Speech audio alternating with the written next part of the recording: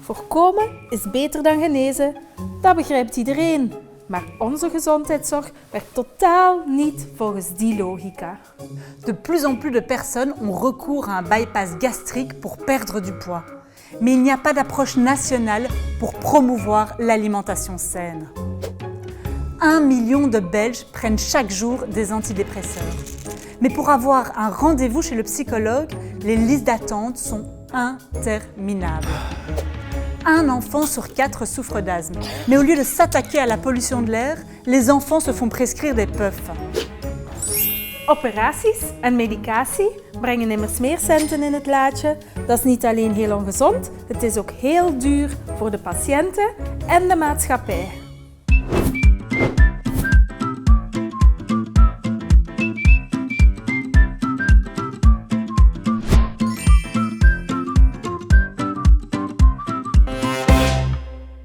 Seulement 2% du budget des soins de santé est utilisé pour de la prévention.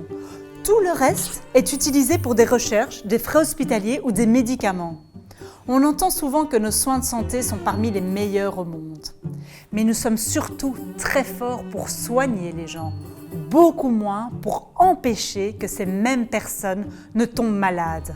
Nous voulons renverser cette logique et mettre un terme à la commercialisation des soins de santé. Het idee is simpel. Wij willen in elke regio een gezondheidshuis. Inspiratie daarvoor halen we uit Japan. Al meer dan een eeuw hebben ze een systeem van publieke preventiediensten op wijkniveau. Die ondersteunen de bevolking bij gezonde levensstijl, bewegen, gezond eten, stress vermijden. Deze lokale preventiediensten werken ook als een soort detectiesysteem om gezondheidsproblemen vroeg op te sporen en op te volgen. En toen de coronacrisis uitbrak, kon men dit robuuste netwerk meteen inzetten om aan contacttracing te doen. Nous voulons faire la même chose en Belgique. Au plus fort de la crise Covid, 1100 personnes ont été recrutées pour faire le contact tracing via des call centers commerciaux. Et si on utilisait ces mêmes moyens pour engager de manière permanente 500 agents de prévention? Nous voulons un service public qui mette la priorité sur la prévention. Daarmee zou je fantastische dingen kunnen doen. Huisartsenpraktijken, scholen, buurtverenigingen. Ze kunnen allemaal samenwerken om de gezondheidsproblemen in de buurt aan te pakken. Zijn er veel kinderen met astma? Dan komt er overleg met het gemeentebestuur om de vervuilers aan te pakken.